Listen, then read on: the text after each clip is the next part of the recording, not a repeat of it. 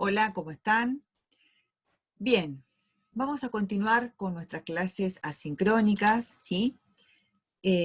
Abordaremos entonces a partir de ahora la segunda parte del contenido de la asignatura, que también es la segunda parte del desarrollo, ¿sí? Del curso, donde tenemos los elementos del activo, del pasivo y del patrimonio neto, y de ellos nos referiremos a cuestiones específicas, a registraciones vinculadas a cada uno de estos elementos.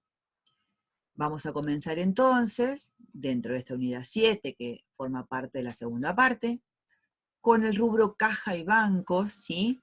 Que es el punto 7.1. Y antes vamos a hacer alguna aclaración respecto a la denominación del rubro, ¿sí? El rubro, indistintamente, algunos autores eligen una u otra denominación, lo denominamos efectivo, disponibilidades, caja y bancos. Caja y bancos es el nombre que hoy las normas contables profesionales adoptan para la exposición del rubro en los estados contables, ¿sí?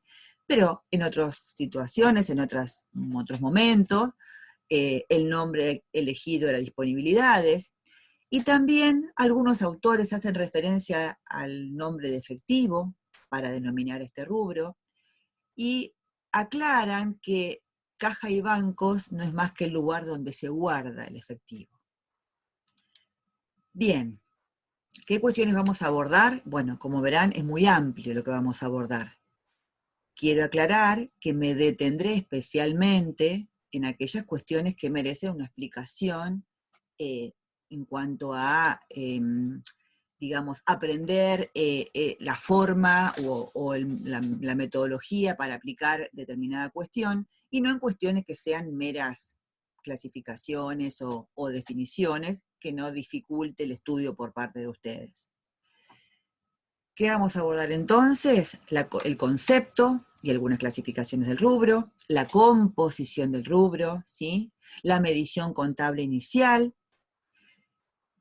pautas a tener en cuenta en la administración de los fondos, ¿sí? La organización contable para el manejo de los fondos, el uso de la cuenta caja y el funcionamiento de los fondos fijos, y por último, los procedimientos de control, que para este rubro son el arqueo y la conciliación bancaria. Bien, respecto al concepto, a la forma de conceptualizar al rubro, ¿sí? Elijo la denominación de efectivo.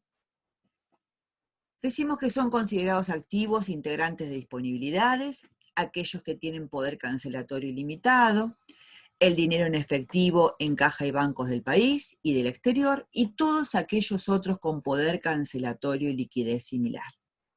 De este concepto, entonces, surgen las siguientes características del rubro. Liquidez inmediata, ¿por qué? Por su disponibilidad, representa el rubro más líquido del activo. Certeza, representan el dinero que tiene un valor cierto, y efectividad por su poder cancelatorio, como medio de pago. Bien, en cuanto a las formas principales en que se puede encontrar el dinero, son las siguientes: moneda de curso legal, cheques y cualquier otro instrumento de crédito que haga las veces de dinero, saldos bancarios con posibilidad de librar cheques sobre ellos, saldos bancarios en cajas de ahorro, ¿sí? Moneda extranjera. Clasificaciones hay varias de distintos puntos de vista. Podemos pensar una clasificación según la moneda de curso legal, y ahí tenemos moneda de curso legal en el país, pesos, en nuestro caso, moneda extranjera.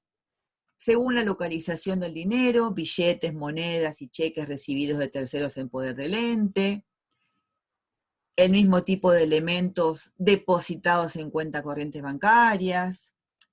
Los mismos elementos recibidos de terceros depositados en una caja de ahorro bancaria, ¿sí? Y según sea la fuente del dinero, o sea, de dónde provengan, pueden provenir por operaciones con los propietarios, por operaciones con terceros. En cuanto a los elementos integrantes, tenemos, en principio, activos disponibles en moneda de curso legal en el país, billetes y monedas en poder del ente, que en general denominamos caja, valores a depositar, o sea, cheques recibidos de terceros, generalmente de clientes, y que aún no han sido depositados en alguna de las cuentas que posee el ente, dinero depositado, ¿sí?, en cuentas corrientes bancarias, como también así en cajas de ahorro. Estos mismos elementos integrantes, pero en moneda extranjera, citamos a los mismos, en lugar de moneda de curso legal, en moneda extranjera. Y vamos ahora al reconocimiento contable. El reconocimiento contable está vinculado a la condición de este elemento, de este recurso, de este bien para ser considerado activo. Y acá estamos repasando el concepto de activo. Por un hecho del pasado, el ente controla los beneficios que los activos, en este caso en caja y bancos, producen, porque el ente posee su libre disponibilidad a los efectos de poder cancelar de inmediato los compromisos asumidos por este. Dichos bienes, elementos integrantes de caja y bancos, poseen un valor, que en este caso ese valor es de ser utilizados como medio de pago. Bien, acá están mencionados, ¿sí?, los saldos disponibles en caja y bancos, cómo se generan, mencionamos cómo se generan, ¿sí? Esto podría asimilarse a la redacción del manual de cuentas, donde pondríamos todos los motivos por los cuales una de las cuentas de este rubro, ¿sí?, aumenta. Integración en efectivo con cheque de aporte, cobros por ventas de bienes, cobros de préstamos, obtención de préstamos, recepción de anticipos, recepción de donaciones. Obviamente estamos hablando de efectivo, entonces de eso se trata. Bien, respecto a la medición contable, y debido a la característica que tienen este tipo de activos, ¿sí?, no ofrece dificultad su medición, ¿sí?, porque está dada, cuando se brinda información contable sobre este elemento, ¿sí?, se expresa en la moneda de curso legal del país. Por lo tanto, entonces, decimos que los elementos patrimoniales que representan moneda de curso legal del país se encuentran automáticamente medidos, pero no si se trata de elementos expresados en moneda extranjera, los cuales deben convertirse a la moneda de curso legal al momento de la medición contable. Bien, respecto a este recorrido que estamos haciendo, vayamos ahora entonces a la organización contable para el manejo de los fondos.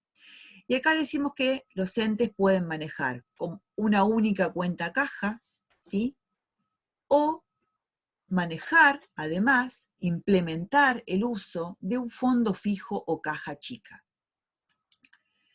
Entonces, generalmente en empresas pequeñas, en entes pequeños, ¿sí?, la cuenta caja es única. Utilizamos una única cuenta caja donde la totalidad del dinero y los cheques recibidos de los terceros son utilizados para efectuar todos los pagos, ya sean grandes o pequeños, y o luego, el sobrante o no, ser depositados en cuentas bancarias de la misma.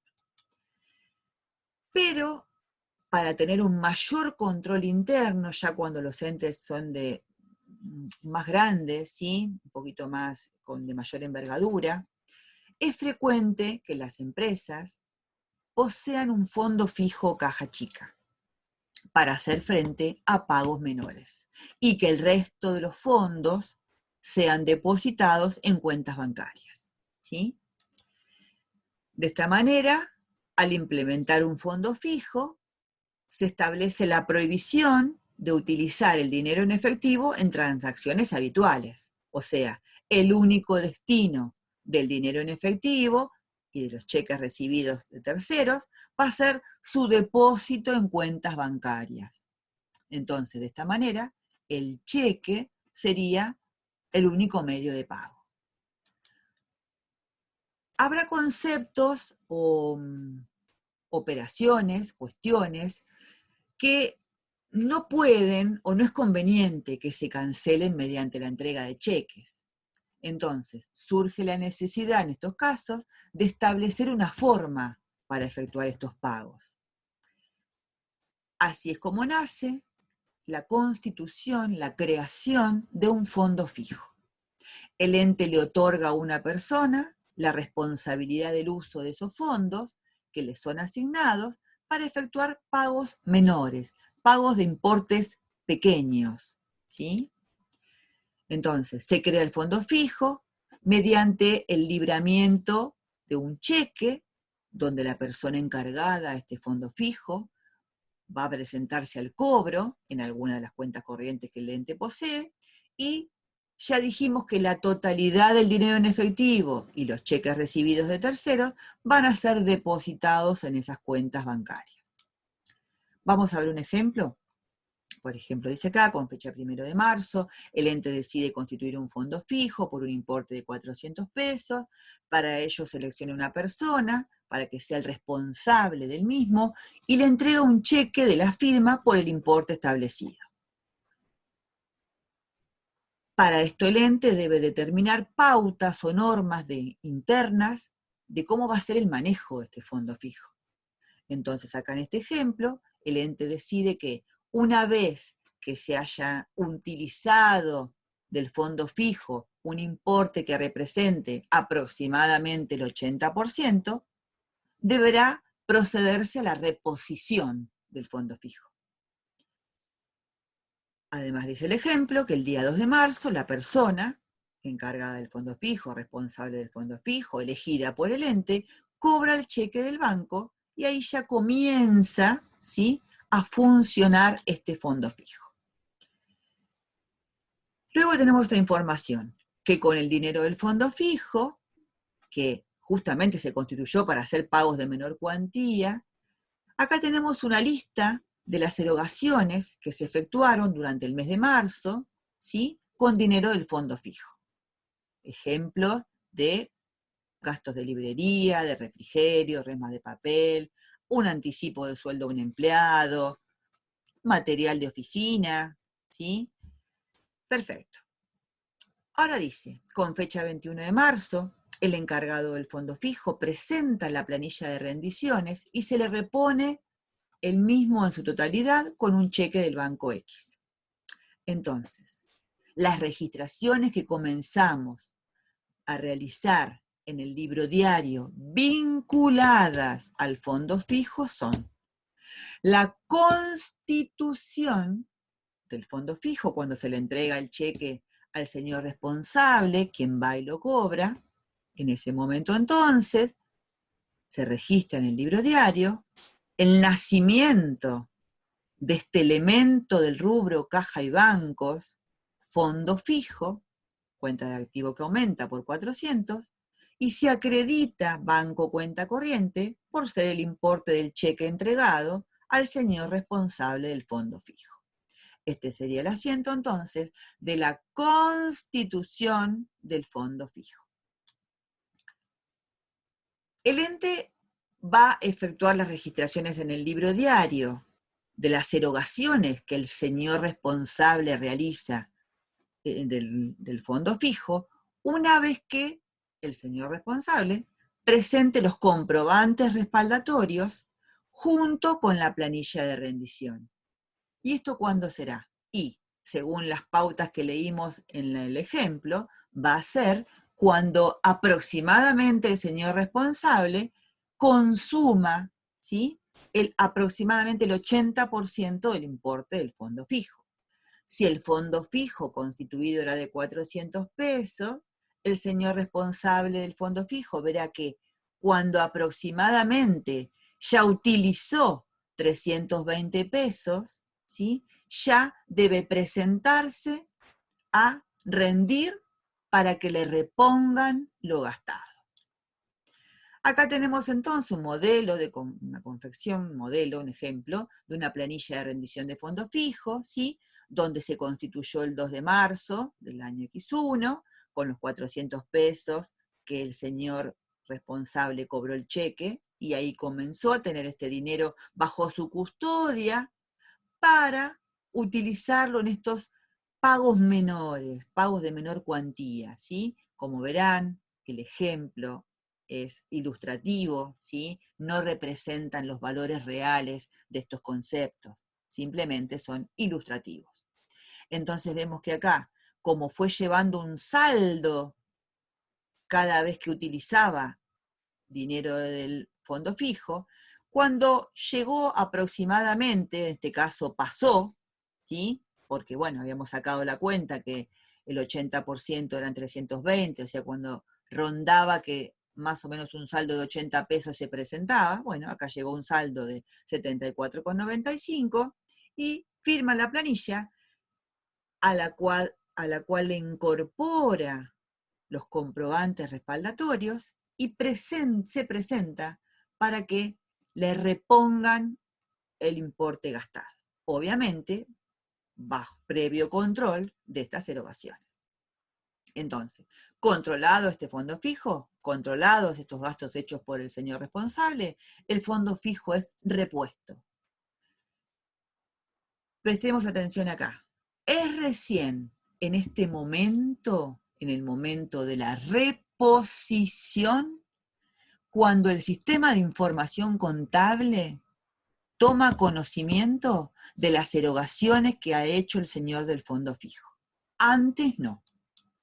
Entonces, se presenta con la planilla de rendición y con los comprobantes, y con esa documentación es que se hace esta registración en el libro diario. Se clasifican las erogaciones según sean resultado, según, por ejemplo, acá tenemos un anticipo de sueldo, que no es resultado, obviamente, una factura de luz pagada posterior al consumo, o sea que ya se había registrado el devengamiento correspondiente, por eso esta factura de luz, la registración es la cancelación del pasivo, ¿sí? Acreditando la cuenta fondo fijo, porque es de donde se utilizaron los fondos para hacer estos pagos.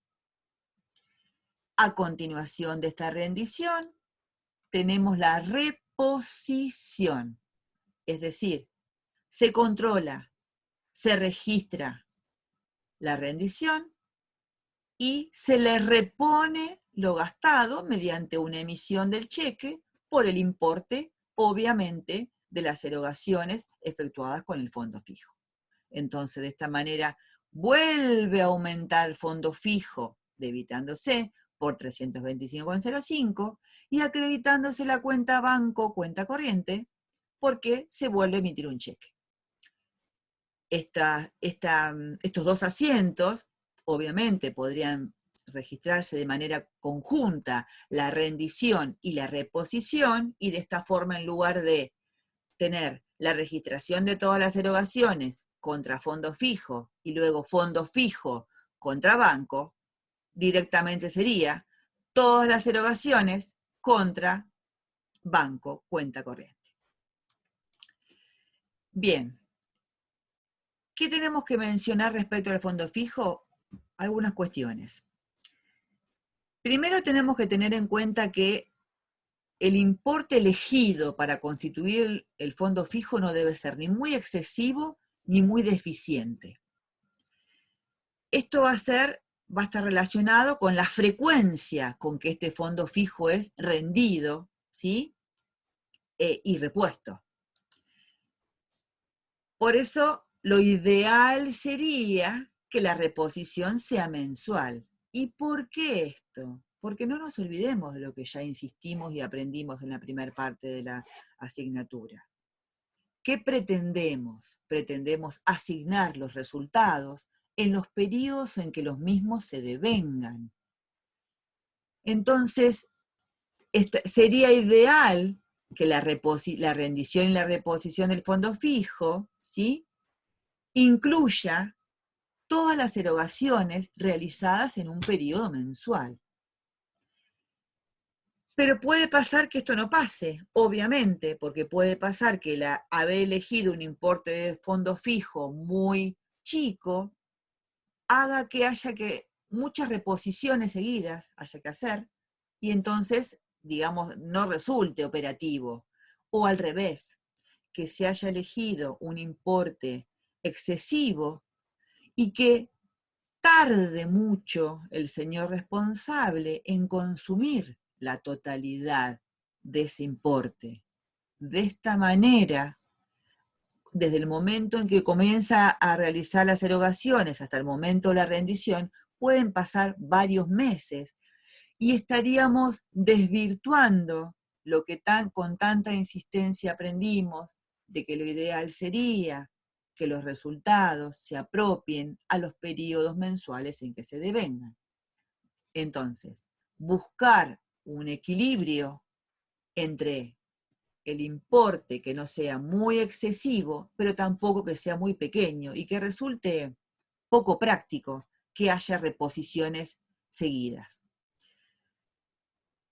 Si bien durante el ejercicio, en los periodos mensuales, no debemos ser tan rígidos con esto de la apropiación del resultado, sí o sí debemos, al cierre del ejercicio económico, apropiar todos los resultados devengados en él.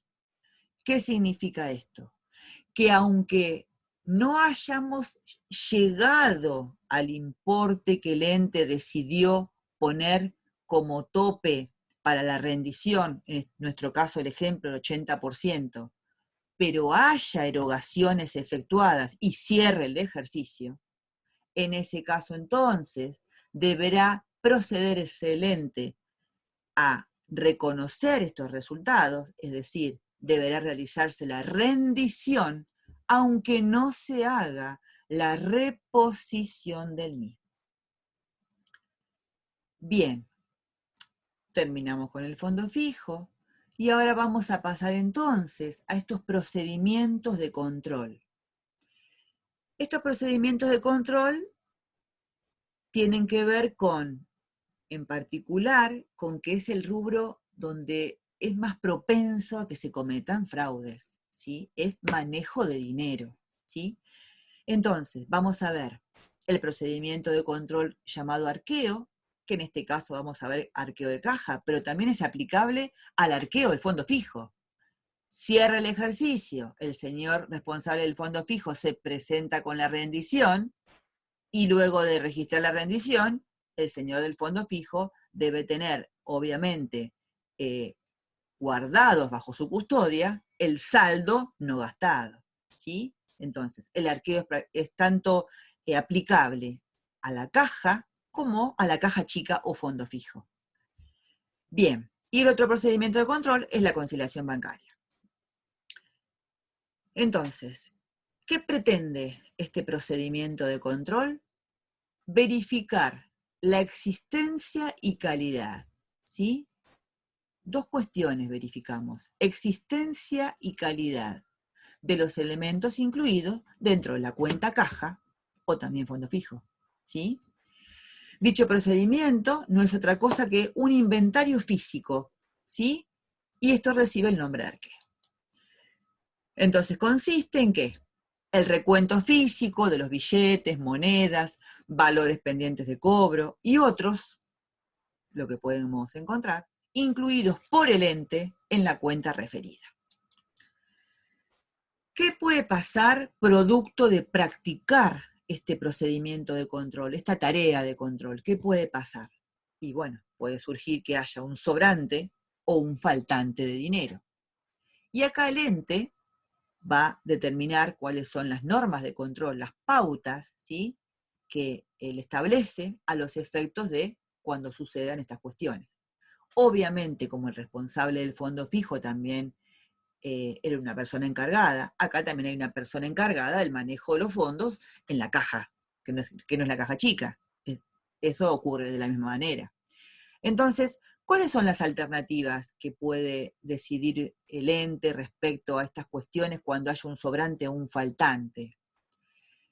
Puede decidir reconocerlo como un resultado del periodo, bueno, obviamente positivo si se trata de un sobrante, es decir, si el saldo de la cuenta caja es inferior al importe que surja del arqueo practicado, o un resultado negativo en el caso inverso, si el saldo de la cuenta caja es mayor a lo que surja producto del arqueo. O la otra alternativa, considerarlo como un crédito a favor del ente. En este caso, se trataría de que haya diferencias negativas. Entonces, el ente podrá definir, bueno, no corresponde hacerse cargo el ente de faltantes de dinero, ya que hay un señor responsable que debe asumir estos faltantes. En este caso, por ejemplo, estos créditos a favor del ente es común, ¿sí?, que se computen como adelantos de sueldos, ¿sí?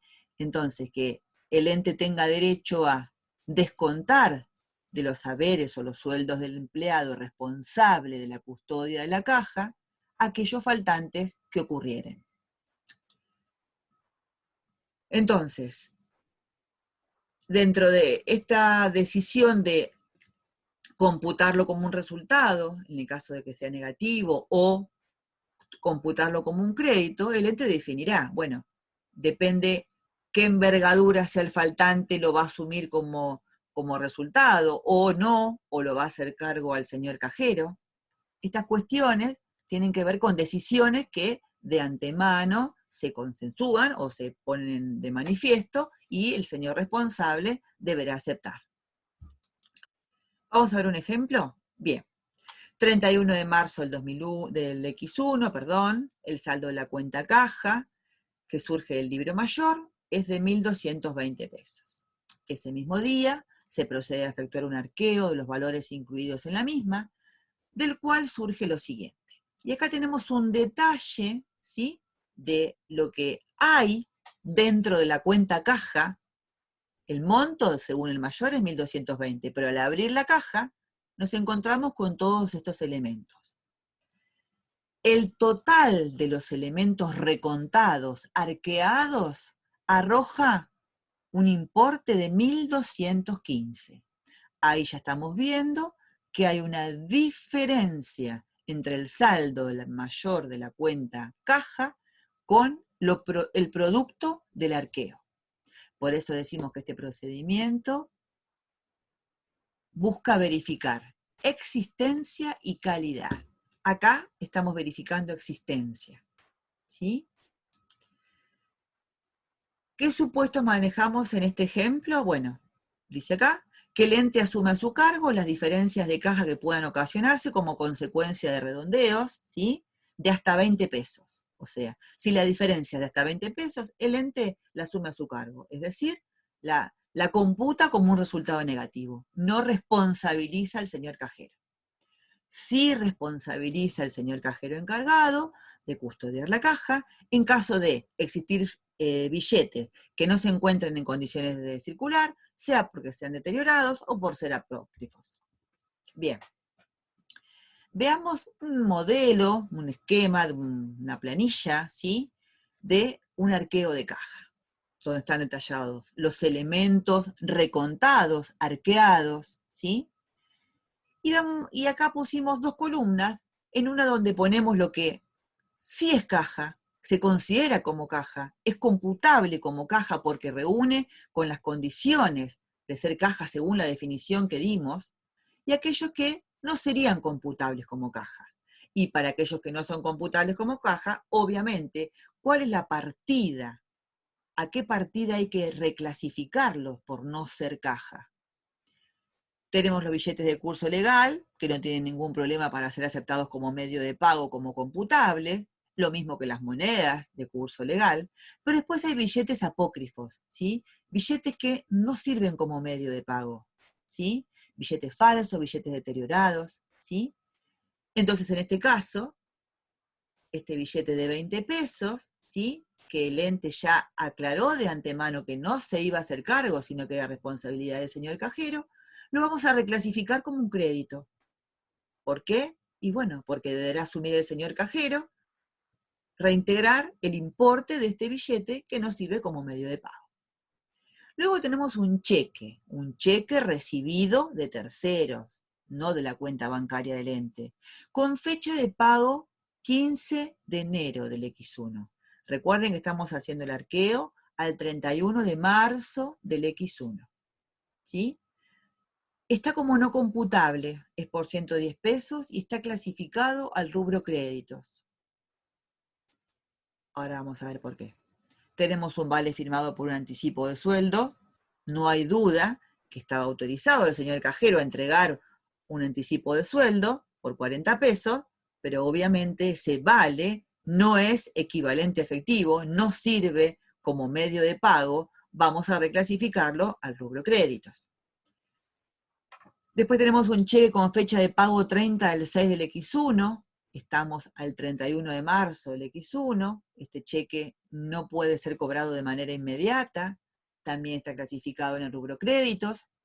Un vale firmado por gastos no rendidos, alguien que realiza tareas de mensajería, ¿sí? Que precisa dinero para ir a comprar útiles de oficina o para hacer algún trámite bancario o lo que fuese, lleva dinero para el viático, ¿sí?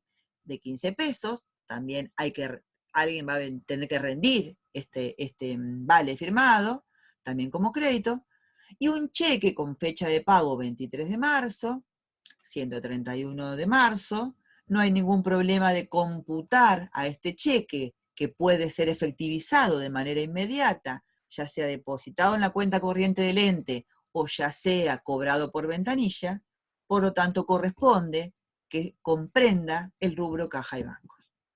Entonces ahí llegamos a una totalidad de elementos computables por 950 y elementos no computables por 265. Bien, habíamos dicho entonces que el saldo contable era de 1.220 y que lo producido después del recuento era de 1.215. Ya habíamos verificado existencia y estamos detectando una diferencia de 5 pesos, que como el ente ya aclaró que asumía a su cargo diferencias por redondeos de hasta 20 pesos, estos 5 pesos los va a reconocer como un resultado del periodo. Pero luego del análisis tenemos que clasificar estos elementos que ya hemos visto en la planilla de arqueo de caja, quitarlos de la cuenta caja donde están, por no ser computables, y registrarlos en las cuentas respectivas. Dentro de anticipo de sueldos, volvemos para atrás para recordar, ¿qué vamos a poner? Vamos a poner los billetes apócrifos, porque deberá hacerse cargo el señor cajero de reponer estos 20 pesos, y estos otros 40 pesos del vale por anticipo de sueldos entregado, que obviamente el señor cajero estaría autorizado a realizar. Entonces, en la cuenta anticipo de sueldos, podemos poner estos dos elementos no computables. Luego tenemos deudores por ventas por 110 pesos. ¿Por qué? Porque ese cheque con fecha enero que teníamos por acá, a ver si vuelvo a la pantalla anterior, este cheque con fecha 15 de enero ya está vencido. Ese cheque no va a poder efectivizarse, ni depositarse, ni cobrarse por ventanilla. Ese cheque no está cobrado. Ese cheque deberá volver a contactarse con la persona que lo entregó y esa persona deberá cambiarlo, ¿sí? Hasta tanto eso no se produzca, el ente va a tener derecho, por supuesto, a que el señor que le entregó este cheque lo reintegre, lo cambie. De esta manera, por la cuenta que estamos utilizando acá, suponemos que el cheque nos lo entregó un cliente, entonces utilizamos la cuenta deudores por ventas o cliente. Y después había un cheque que no voy a volver porque ya lo hemos mencionado, un cheque con vencimiento 30 del 6, ¿sí? Que no podía ser efectivizado. Por lo tanto, no puede integrar caja y bancos este cheque de pago diferido. Este cheque de pago diferido habrá que esperar a la fecha en la cual consta en el cheque de diferimiento para poder efectivizarse. No es equivalente a efectivo, no corresponde que esté en caja, corresponde reclasificarlo en el rubro créditos en la cuenta cheques de pago diferido.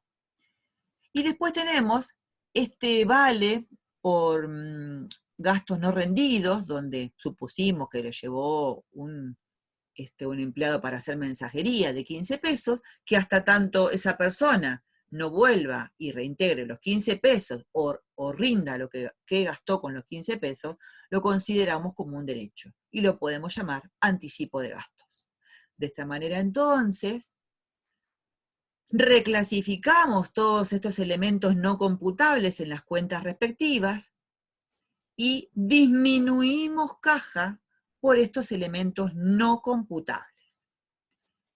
Pero por otro lado, nos falta reconocer la diferencia cuando verificamos la existencia, que teníamos que 5 pesos no estaban mediante ningún elemento, directamente no igualaba el saldo contable con el producto del arqueo.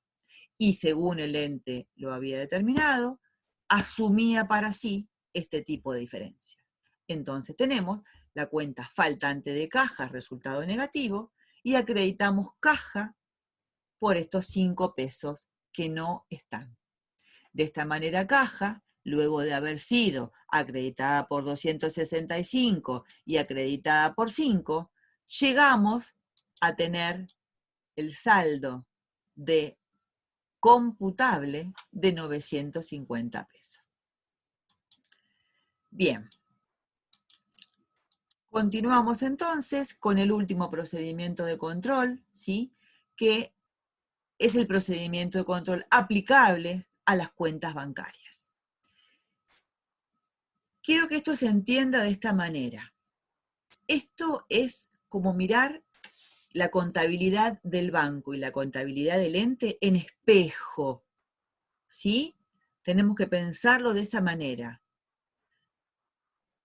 Entonces, el ente va a llevar un libro mayor de la cuenta banco X, cuenta corriente, y el banco también va a llevar su libro mayor de la cuenta que el cliente tiene en ese banco, donde obviamente para el ente es el banco, el titular donde tenemos la cuenta, pero para el banco el ente es su cliente.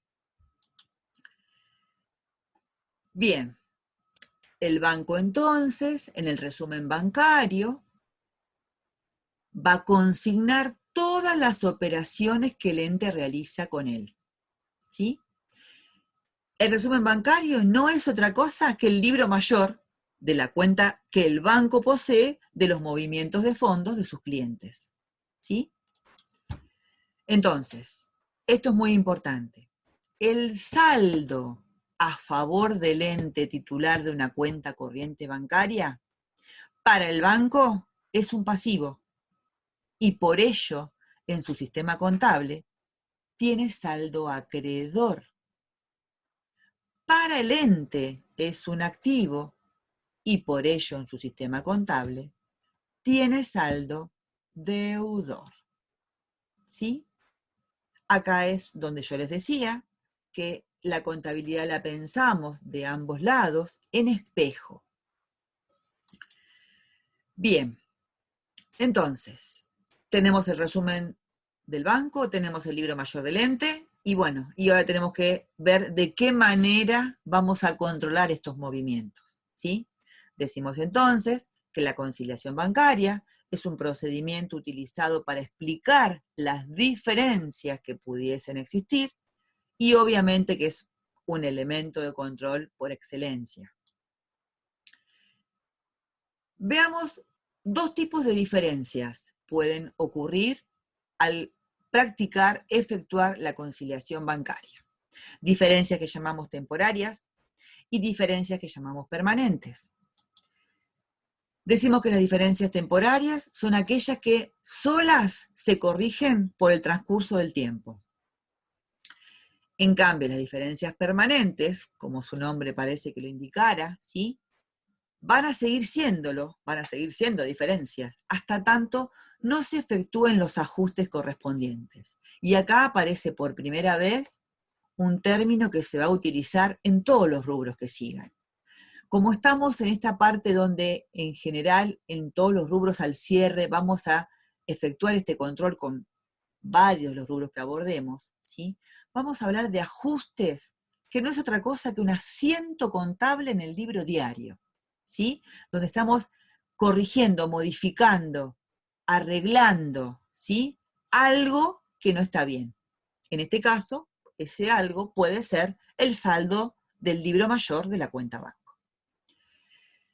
Bien, entonces estos ajustes se registran en el libro diario, ¿sí? Y en general decimos que podrán surgir ajustes para registrar por el ente en sus libros, o bien que el ente deberá reclamar que el banco realice.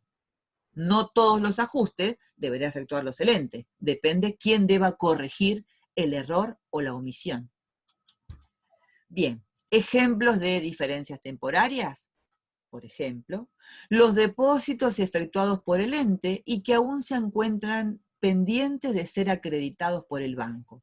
Miren cómo decimos acreditados por el banco.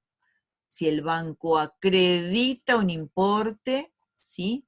Está aumentando el saldo disponible del ente.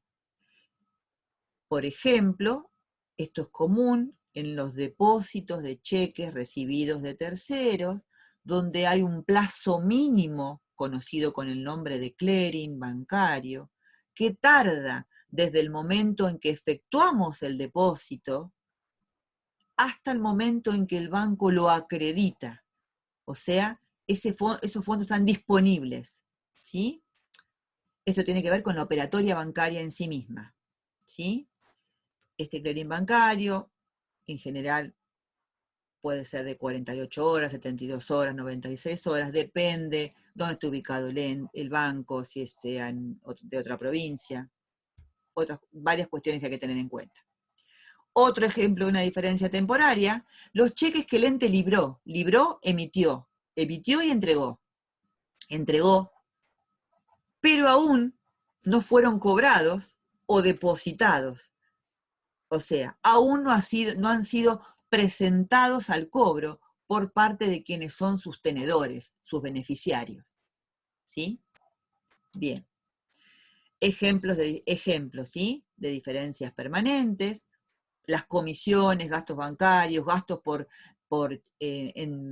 entregarnos las chequeras donde el ente efectuó los cheques, por mantenimiento de la cuenta, por certificación de firma, ¿sí? El ente solicitó algún servicio, ¿sí? El banco hizo este débito respectivo en la cuenta, ¿sí? Y el ente aún no se enteró. Otra diferencia permanente, cheques de terceros depositados por el ente y rechazados por falta de fondos. El ente confiadamente depositó un cheque que recibió de un cliente y el importe no fue acreditado porque el cliente no tenía fondos en su cuenta bancaria, por lo tanto, los fondos no fueron acreditados en la cuenta corriente del ente. Otro ejemplo, cheques librados por el ente que no se encuentran en condiciones de ser presentados. ¿Por qué? Porque está mal puesto el importe, porque está escrito sobrescrito, porque falta una firma, por ejemplo, ¿sí? O sea, motivos que hacen a las cuestiones formales del cheque. Bien. Decimos que para efectuar la conciliación bancaria se pueden seguir estos pasos, ¿sí? Acá están muy detallados, vamos a tratar de ir a lo concreto, ¿sí? Decimos, verificar si los saldos al inicio del periodo son iguales, es decir, parto de un saldo del ente, del libro mayor, parto del mismo saldo del resumen bancario. Si no lo son, verificar si estas diferencias se van a solucionar solas con el transcurso del tiempo o no. Comenzar el procedimiento de tilde, una marca, como fuese, en ambos, cuando coinciden los movimientos, ¿sí? Recuerden que son en espejo. Analizar luego las diferencias que se encuentren, si esas diferencias se van a ajustar solas con el transcurso del tiempo, es decir, son temporarias o no. Efectuar la conciliación, o sea, en un papel de trabajo, efectuar el detalle del producido de la conciliación, y luego, en caso de que corresponda, registrar los asientos de ajuste que fueran necesarios en el sistema contable del ente. Bien, hay varias formas de conciliar, de hacer la conciliación bancaria. Vamos a abordar solamente dos. Podemos optar por una de ellas, no es que tenemos que hacer las dos, optamos por una. Vamos a mostrar cómo serían dos. Partiendo del saldo del libro de mayor del ente para arribar el resumen bancario, o partiendo del saldo informado por el banco en el resumen bancario para arribar al saldo del libro mayor del ente. ¿Sí? Bien, no vamos a ir y volver de pantalla porque va a resultar muy tedioso, ¿sí? Pero ustedes pueden volver luego de tener la grabación y volver y ver la imagen. Acá tenemos los movimientos del libro mayor de la cuenta Banco X, cuenta corriente, al 30 de abril del X1. O sea, partimos del saldo que tiene el libro mayor al 31 de marzo, tenemos movimientos al debe y al haber, y tenemos un saldo al 30 de abril del X1. Vean que hay movimientos que tienen una doble raya. Esos movimientos que tienen una doble raya significa que en el proceso de tilde, ¿sí?, también fueron encontrados en el resumen bancario provisto por el banco. ¿Sí? Vean que hay otros movimientos que no están tildados, son aquellos que hay que analizar por qué no están tildados, es decir, por qué no constan en el resumen bancario. Entonces, este cheque número 05, en el cual se pagó el proveedor Z, este depósito en efectivo y este gasto bancario tildados, fueron encontrados. Los vamos a encontrar ahora cuando cambie la pantalla en el resumen bancario, obviamente en el lado inverso, ¿sí? Y acá tenemos que en el libro mayor hay un pago al proveedor J con el cheque 6, hay un depósito de 48 horas, porque es un depósito que el ente hizo de un cheque recibido de un cliente donde el plazo mínimo de acreditación es 48 horas, que no se encontró en el resumen bancario, y hay un gasto, ¿sí?, bancario que el ente no encontró en el resumen bancario. Y fíjense que es el mismo importe del otro gasto que sí está tildado.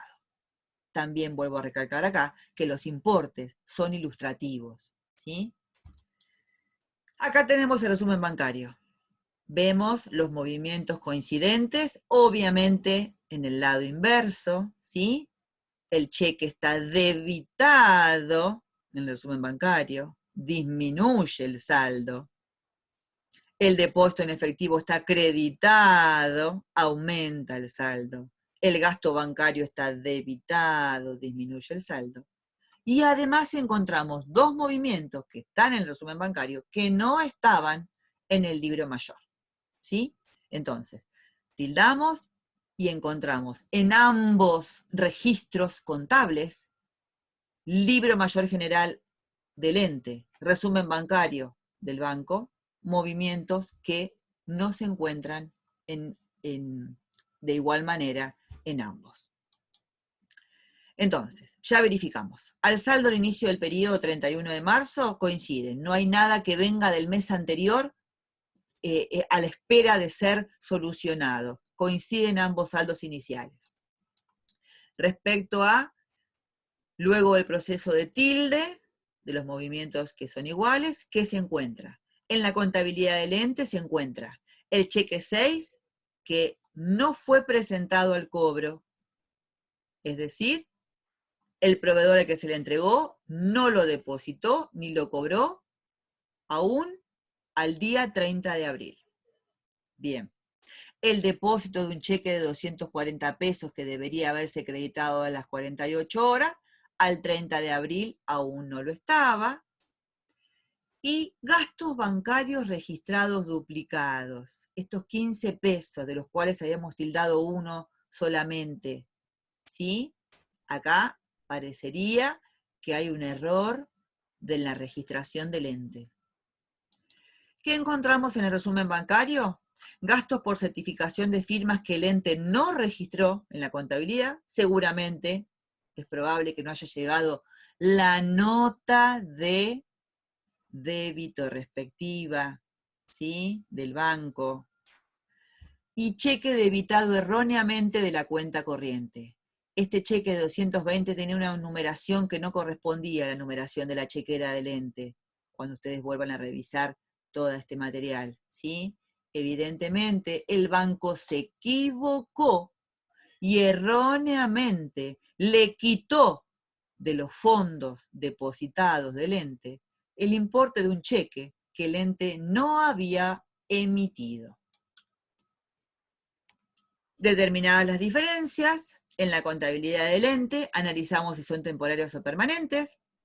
El cheque número 6 de 600 pesos no presentado al cobro es temporaria, aún hay tiempo para que se presente. El depósito de 240 que había sido el 29 de abril, aún hay tiempo que se presente, que aparezca acreditado, perdón, en la contabilidad, en el resumen bancario, ¿sí? Y los gastos bancarios duplicados, obviamente es una diferencia permanente que el ente deberá ajustar en sus registros. Respecto al resumen bancario, tenemos los gastos por certificación de firmas no registrados en la contabilidad de 5 pesos, ¿sí? Y el cheque debitado erróneamente de la cuenta corriente bancaria. Bien.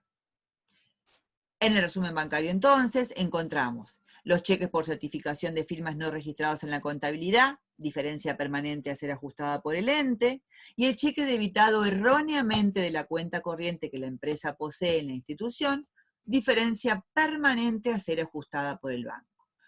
Cuando la diferencia es permanente y la debe ajustar el banco, el ente no debe corregir nada en sus libros, solo debe ocuparse de reclamar esta situación, pero no debe ajustar nada en la registración contable, ya que el ente no es el culpable de esta situación, ¿sí? Solo debe ajustar aquellas diferencias permanentes que sí sean por errores u omisiones suyos. Bien. Vamos a hacerla primero partiendo del saldo del libro mayor de la contabilidad del ente, donde el 30 de abril había un saldo de 470 pesos. Y vamos a hacer esta suerte de cómo hacemos para llegar, o qué debería pasar para llegar de los 470 a los 620 que constan en el resumen bancario.